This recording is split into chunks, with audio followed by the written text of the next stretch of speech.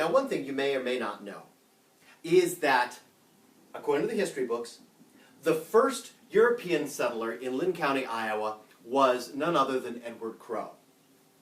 I don't know if we're related or not, but I do know that my middle name is Edward, and my last name is Crow. I also know that Edward Crow came out here from Ohio, and he probably came the same way that the rest of the Iowa Crows came, which is down the Ohio River and up the Mississippi. Now, I don't know if my ancestors knew this story or not, but I'd like to think they knew it. I discovered the story in an old 1950s elementary school textbook. Apparently, according to this story, when the first Europeans came over the Allegheny Mountains and down into the Ohio River Valley, they discovered something amazing. They discovered something that nobody else had ever seen before. They found a whole new breed of wild pig. Yeah, they were amazing pigs. I know, that just sounds kind of strange, pigs. But see, these pigs had feathers. Yeah. Gorgeous, beautiful feathers. Now, of course, they were flightless, like ostriches or penguins. You know, if you told a big lie to a farmer living along the Ohio River, they would say, oh, yeah, sure, I'll believe that when pigs fly. That's where the expression comes from. Now, the question for today is, have you ever seen one of these pigs? Well, no, of course you haven't. Because they're extinct now. There are no more left. And the reason for that is a steamboat. Yep, one of the great big paddle wheel steamers. In fact, specifically the steamship Galusha. Now, I've done some research, and I know there was a steamboat in the 1800s on the Ohio River called the Galusha. It was involved in several lawsuits. What I've heard about the Galusha is that it was the biggest, fastest, most powerful ship on any river. It was so big. The paddle wheel on the back was the size of 20 Ferris wheels put side by side. If you stood up on the top deck on a clear day and looked up, you could almost see the top of the smokestacks. They were so tall, the crew had to crank them down like telescopes in order to fend underneath the bridges. And the whistle. The Galusha's whistle was so loud that it was only blown in great emergencies because it would break off windows in houses 3 miles off. That's the Galusha.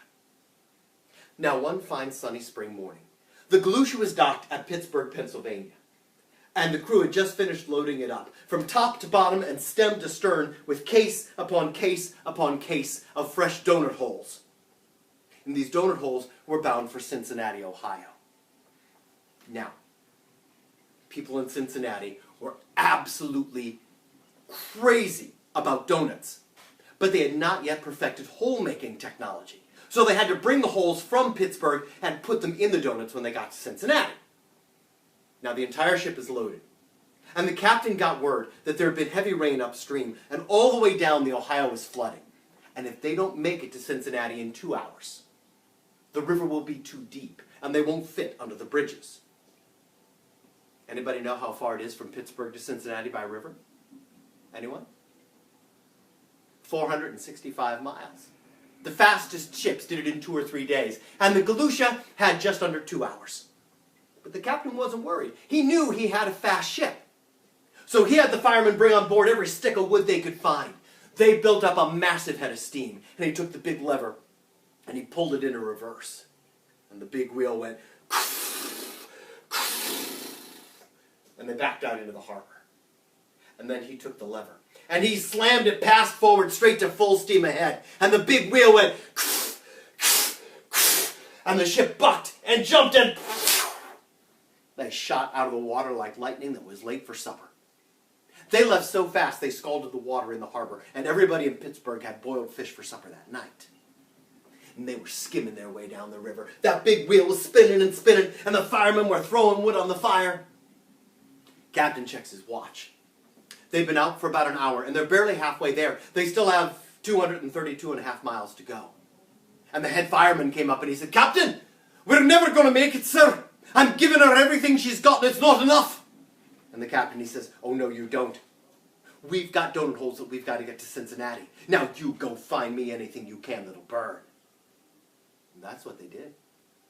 They went up on the decks. They shooed everybody out of the deck chairs, and they took the chairs and they smashed them up, and they threw them down to the fire. They went into the restaurant on the ship, and they took up the tables, and they broke up the tables, and they threw them down to burn. They went into the staterooms on the boat, and they busted up the beds, and they stove in the dressers, and they threw them to the fire. And when they had all that done, they took the doors off their hinges, and they busted up the doors, and then they took apart the walls, and then the floors. And before they knew what they were doing, they had burned the top 2 decks of the ship, which made the ship even lighter, which meant it could go even faster.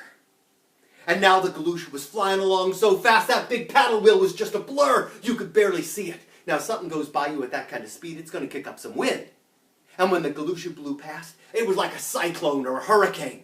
The trees were bending over backwards, and the shingles were blowing off of roofs. And the cows and the horses and the donkeys and the chickens and the ducks, why, they bent their heads forward to the wind like this, and it blew them nice and flat.